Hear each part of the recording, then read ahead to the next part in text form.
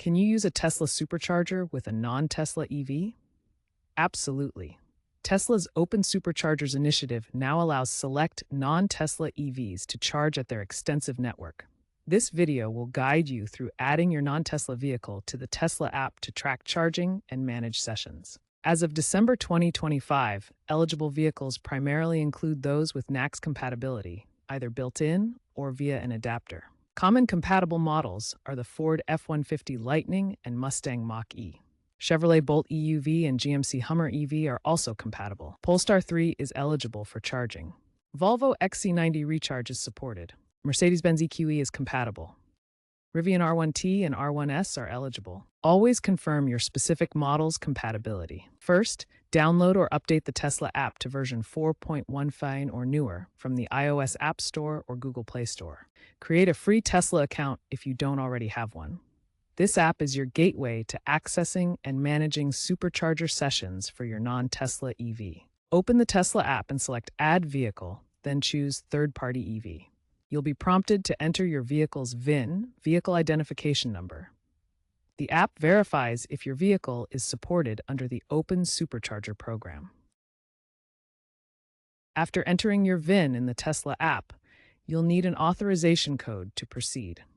This code is obtained from your automaker's app or website, such as Ford Pass for Ford vehicles or My Chevrolet for Chevrolet vehicles.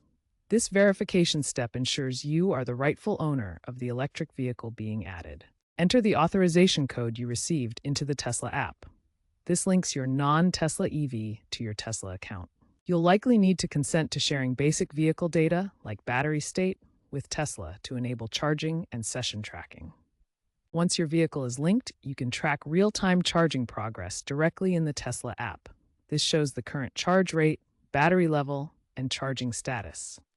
You can also monitor your battery levels and view detailed consumption data, including how much energy was used for driving versus other functions like climate control. The app allows you to schedule charging sessions, helping you charge during off-peak hours when electricity rates might be lower. Costs typically include a standard electricity rate of about 28 cents per kilowatt hour, plus a 50 cents per minute access fee for using Tesla superchargers.